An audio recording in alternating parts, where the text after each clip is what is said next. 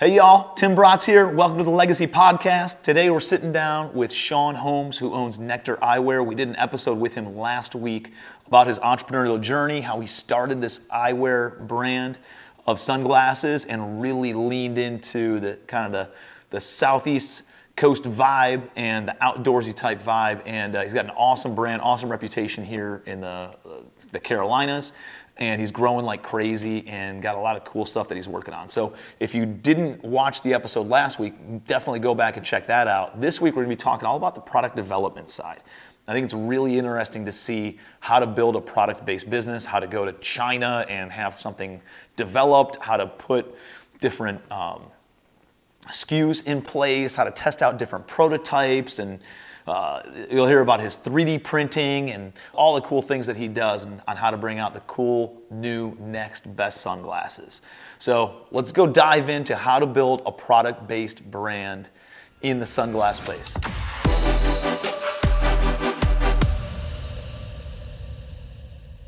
Sean, welcome to episode 2, my man. Yep. Dude, so episode 1, we talked a lot about your journey. We talked a lot about what it's like to create the brand. We done a ton of marketing type stuff, a ton of perspective as being an entrepreneur. If you didn't watch that episode, go back and watch it. He dropped a whole bunch of bombs and gems on the entrepreneurial journey and kind of how to frame your mind the right way. And in this episode, I know like one of the things you're really, really good at, and I can testify to it because these are my Nectar shades that I got, I don't know, 2-3 years ago after we first met down at the brewery downtown. I went home, I ordered some, and I can tell you, like, these are the highest quality sunglasses at a like very reasonable price point. You know, they're not heavy, but like you could feel the quality of these things. Like how they bend is more quality, right? How you wear them is more quality. I've had these for 3 years, and they are untouched on the lenses, right? Nothing has faded. One of the few that doesn't destroy them. So, exactly. Yeah. And so, talk to me a little bit about the process of making sunglasses. Yeah, let me grab this one. Actually, it's in here. So yeah, to your point, like I think the challenge with this type of product, there's a lot of challenges, but ultimately it's such an intimate purchase, right? It's got to feel good. There's perceptions with it that vary from person to person. Like if you were to close a heavy car door, you might think that's a nice car. It's well made. They could have put weights in it, right? You just don't know the depths of that. But eyewear, you have to put it on your face, and it's got to feel good on the way you're holding it. Your nose has got to feel good. So there's a lot of elements that make it really intimate. We go to events, and I've seen women put them on their nose and take them off immediately. They didn't even look in a mirror, but they just know like that's not a good fit. It's like, whoa, don't you want to like, get some validation? So it is that kind of intimacy to it, which when we look at product development, I'm looking at like my goal is to make them fit comfortably. That's like number one, because if they don't fit comfortably, they don't feel good, you're never going to wear them. They're going to end up on your shelf or your dresser and just be recycled or tossed out. So ultimately looking for how do they fit and can we make them really comfortable, because we want you to wear them for an extended period of time. So that's what you're starting with. I start with that, and I look at our current, like our business, this was like the first shape we ever did, the kind of classic Wayfarer, fits everybody generically well. Men and women can both wear it. And as we evolved into designing more men's styles for men and more women's styles, even today, this one we designed for men, but when we go into a room and girls they'll pick this one. And it's like, we don't even market this to women, but they like the size of it. This one is an example of, for years, we didn't really have a big head frame. So there's a lot of guys with big heads. And it's like, man, I can't change your face, dude. I'm sorry, we don't have an option for your melon head. And we had an employee who, her boyfriend was a Samoan of a dude, just a big head. And I went through iterations so our process would be, whether from sketch drawing, we find inspiration. Hey, what are the things that we like? What are we lacking in our current lineup that we need to develop into to fill kind of that gap from a shape perspective? Kind of starts there, and then knowing that we needed a bigger frame, we looked up different sizes of what are competitors doing for their big frames. So at least we got a gauge of the millimeter width that we should be targeting. And then once we find the elements and the shapes that we like, I can sketch them, and our factory can take those sketches and put them into an actual file rendering, and their program will kick out errors like, hey, we might need to extend this a little bit to make it actually work symmetrically. Interesting. So you don't have to go out, like, does it cost, what does a new SKU cost in order to like test it and everything like that? Like actual physical cost, not just time or employees, but like, I don't know. Because I think a new SKU would be like, I don't know, $15,000. It's probably 5 to 15, Okay. depending on like how deep. Like this one took 5 3D molds, which aren't really that expensive, but the tooling is expensive once you finalize that. So the way that these are made, it's a big metal tool that gets injected. So once you commit to that mold, you can't tweak it really. You have to do a whole new mold if you want to change the arms or the shape. So it's really important for us to get 3D molds, go through testing, try them on humans, and see if there's any points that are touching their ear wrong that we need to make adjustments on. And really refine them before we say, okay, this is the one, and we're going to take this 3D mold and actually pay for the tooling, and now this mold can run a couple million units through it before it starts. We need to update that. That's awesome, man. So it's like, it's amazing how technology can make things, you know, how much more quicker you can do it, how much more you can tweak something at less cost than otherwise. Yeah, and so this one here has become a good seller for us. I like the matte finish. Pretty immediately, and I feel like with again, like they close cleaner, right? It's just another it's like a quality car door. Yeah, another perception is like if those hinges, there's a specific torque setting that these screwdrivers at the factory have to be able to twist it just enough so it's not too tight, not too loose. Because if it's loose, people think that they were previously worn. And it's at the perception that we have to fight. So we make sure that the arms are set to a proper torque setting so they feel new when you open them. Like that's really important to us because if they're not, if it's too tight, people will complain about it being too tight. Even though if you just open it a bunch, it'll loosen up. But well, the loose ones drive me nuts, man. Because they like just flap. I'm the guy who goes like this, you know, and I don't want it to. So check this one out. This one has internal hinges. If you open this one. This is one of my favorites. That it has an internal lock inside of it, so it kind of stays open. Because I will wear them around my neck, and I want them to stick there sometimes. That's where I put them sometimes. And I actually made this frame for my face. Cause I have a skinnier face, and also mountain bike and boat. And I wanted it to be a very versatile. It's got injection silicone on the nose and the arms. It's just the best frame that I gravitate towards usually. So. You know what's interesting? Like, you know, everybody's got a different size nose. Everybody's got a different slimness or wideness to their face. They have a longer face or a shorter face. They have a bigger chin or a smaller chin, and wider eyes or wider nose, or, you know, slimmer. All that. Like, is there something that tells you, you know, here symmetrically you should be wearing this type of sunglass, or you know, based on you know, face shape is typically face shape and all that kind of stuff. This would be typically something that really works for you. Yeah, it's amazing. Like I don't know. Like I go there and I just test it on, like you said, and see which one. But I got to go through 100 of them in order to figure out which one do I like. Yeah, we have virtual try-on our website where people can flip them on their face, and we recommend the cell phone because it's got way better camera than your computer. But it gives people a visual of what that might look like. Oh, that's cool. We have blogs and things about what's your face shape. If it's a triangle face, what we'd recommend that suit that. But again, it's such a crazy thing that like women will pick this one where I would never assume that like people go every direction. I think it's what you're most comfortable in and what you're most confident wearing. And usually with this, it takes trying them on first to feel that. So with e-commerce, we have like an incredible return exchange policy where it's super seamless and easy because we want you to get in the right pair. And you might not pick that up front. Even if you did the virtual try on and you actually get them and you're like, this just isn't for me. Our goal is to make sure that you're 100% satisfied and you're going to wear it. We would rather you wear it than buy it, be upset, and just move on. Like, how can we make sure you get the right fit? Because there's all sorts of different shapes and sizes, and you know, a round would go with a round face, or sometimes they don't want it round on round. So it's all personal preference. And we focus on trying to find those gaps in our lineup currently.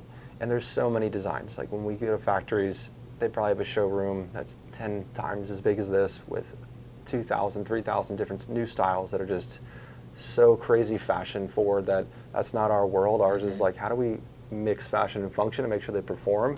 And there's Cyclops looking ones, and like, to me, that is such a big reach and a risk because we're not in Miami Swim Week and we don't want to be. And those fashions, it's like if you miss that wave, and I look at it as like a wave, you know, like surfing, kind of pun intended, but if you hit a fashion trend on the upslope, that's a win. But if you catch it on the peak or downslope, it becomes dead inventory and you missed, and that's a big deal. Just you're lighting money on fire. Yeah, you're tying up cash flow, and it's always a challenge. So we try to stay a bit away from chasing like that fashion trend and really focus on like the functionality and performance elements of them. Yeah, I mean, it goes back to the authenticity piece that we talked about in the last episode, which is like, let's be timeless, right? Like, let's be real, let's be authentic, let's be genuine. And that's what I see when I look at these brands or these, designs, is you're not trying to be somebody that you're not, or trying to, like, act in a certain way. It's very clean looking and timeless sunglasses. Yeah, it's cool that glasses come back around. Like you're seeing these retro ones from like the 60s. Now they're coming back around. It's like they're cyclical. And look, we're aware of those things and seeing if there's anything that we want to bring back around that's cool again, which is crazy. But the Wayfarer has been around for a long time, and it's still one of our best sellers, always. It's just the safest play, especially online. This is something I'm excited about for women that we developed. And we probably wouldn't know this, us three, but women, when they put an aviator that has these little nose pads, it gets caught in their hair at the beach, which becomes a real issue, almost a panicky anxiety attack moment, because it's like it could be salty and you wreck your car. So something we were trying to design was a molded nose piece that's also an aviator, and this is a slightly cat eye aviator. This has gone through some iterations, but now, like, when we give it to women, they're really excited about just something that we can offer them that's a solution. Eyewear, it's pretty hard to, there's Bluetooth speakers in eyewear. It's like, that is ridiculous that people would want to listen to a low quality song when you have earbuds. There's so many other solutions. I never wanted to go that route in terms of, like, how do we innovate, and looked at different things that became challenges. Like, do we really want to go through all this to have a Bluetooth speaker in your phone that goes through your bones? I don't know. I'm trying to stick to, like, what could really solve a problem, and I think this does for women, especially with our market is really coastal communities that are on or live near water or bodies of water. They're going to get their aviators tangled in their hair. That's a great point. And it's a subtle thing. So we're working on more designs in different shapes that kind of have a similar molded feel to them. I prefer the molded nose piece as opposed to, like, the one that's bendable and stuff. Do you make, like, an actual aviator that has, like, the mold outside of we actually do. We have variations. We have a molded aviator as well. I didn't bring that one. This is like our first two SKUs ever were this aviator and the Wayfarer. Oh, really? It's kind of like what started the company, and they just continue to sell. It's kind of a classic line that we'll never get rid of. It's always something that is lightweight, super polarized in terms of the quality of the lens, and they just perform well for us. But something I want to touch on too that I'm really excited about is, in 2019, I did a surf trip over to the Maldives, which is in the Indian Ocean, and it was like this dream trip, waves everywhere you can look, perfect waves, and one day we went to go dive at a reef, and the whole thing was white-capped, and, like, seeing that in person, seeing a reef that was dead, completely dead, no life, and the locals said 15 years ago this was thriving. It, like, hit me to my core. I was like, man, I need to figure out, like, I don't think you really know it until you see it in person, of, like, wow, we're really destroying this planet every single day, and what could I do? And I started researching, how can I make products that aren't just mass-producing plastic products? So we went through different iterations of ocean plastics that were recycled, water bottles, looking for a sustainable approach to eyewear, because in this industry there's not a lot of companies that are putting any effort into that. There's a few. Yeah, they want to make it cheap as possible and sell it for the most possible. And for us, we found a blend that, because this might not be the recycled material, but we wanted to make a product that felt just like we were producing before, because, again, how intimate and the weight's important. And when we looked at just water bottles, for example, it was very lightweight, almost fragile feeling, like brittle. And it just wasn't quite there yet, so we kept kind of pushing down what else can we find, and we found a really cool material that's a mixture of bottle caps, water bottles, and food containers, like a storage container.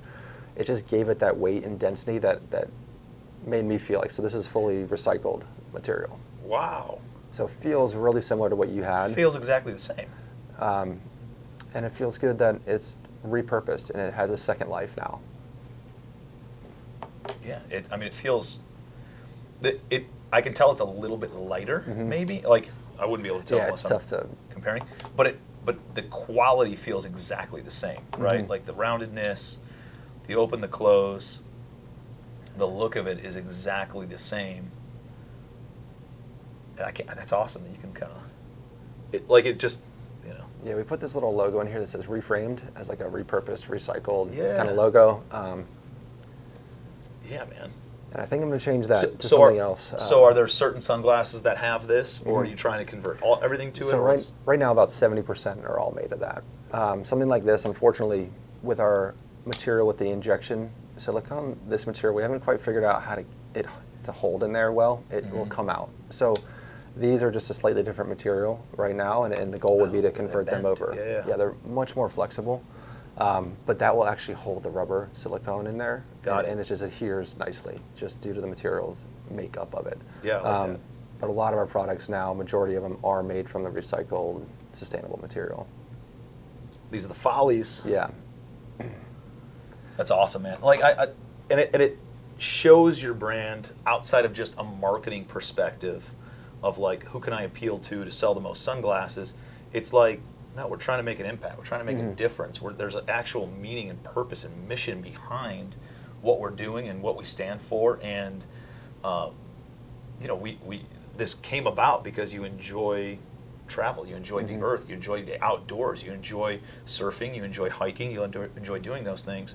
And guess what, man? Like, I read a stat that, I heard a statistic that Americans consume so much that if the entire world consumed as much as America did, then you need 7 planets of natural resources, because it would consume all the natural resources in the world 7 times over. It's insane. Right? And so it's like, that's a real thing, and I'm you know, very mission driven in that regard too, because like I'm a developer who doesn't like to tear down trees. You know, like I'd rather repurpose something that's already there rather than rip down a bunch of trees and put up parking lots. It's like, that's just not me. I'm not going to put up warehouses and stuff where you know, I'm a more of a conservationist than anything else in that regard. But I'm in real estate, so it's like you get tugged and stuff, and you know, a big part of the waste, I would think, is, you know, obviously in the ocean stuff is plastics, and like how do you still have a business but make it a sustainable business? And you guys are doing a phenomenal job at doing that, man. It's really cool to see. And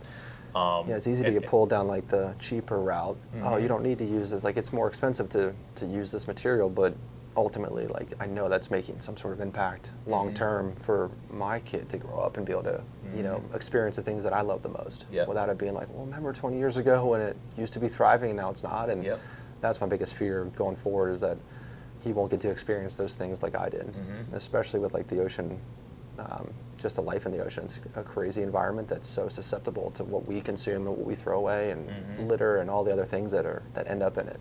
Well, I think one, you're doing the right thing when it's not about profit, right? It's about being eco-friendly and creating a sustainable business, and like, how do you do all those things? I think there's going to be a big move. You're already seeing some of that, right? You're doing it, and you've seen some of these other brands that, like Patagonia, puts all their profits back out to. They're incredible. Yeah, and they do a phenomenal job, man.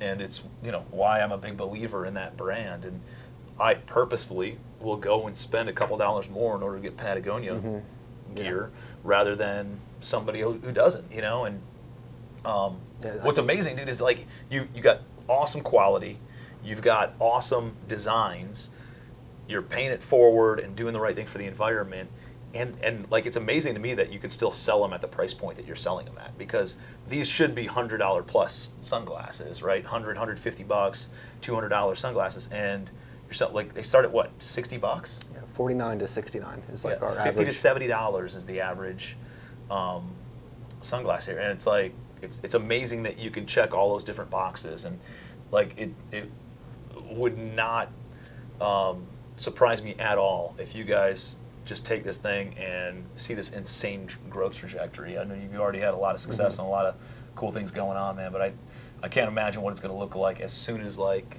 boom, you get into the right store and it just goes like this, you know? Yeah, that's the goal. So, well, dude, I appreciate you being here, man. The product development side of things is super interesting, especially for somebody who just buys boring apartment buildings, and to see something that has like a sexy flair to it that you guys have done, and see how much thought actually goes into each one of them. You think it's just pick a different color, pick a different frame shape, and that's it. But there's a lot deeper of a dive that goes into it than just that. Yeah, people think that they just pop out, but they are handmade, and a lot of love goes into them, each one of them. And there should be an asset to what you're wearing and what you're doing. So, Sean, where can people find Nectar Eyewear? Sure. Yeah, the easiest place would be nectarsunglasses.com, our website, social media, Instagram at Nectar Sunglasses. Any social media channel, you can find us there with links to our website, get a view of our products if you want to visualize it first and see what we got. But the website would be the easiest, and then any outdoor shop or or Surf Shop is where we position our brand. So if you go on one and we're not there, you can go ahead and tell them that Yeah. if you're looking for Nectar, that always helps. But hopefully we're carried there, and you can find us in stores as well.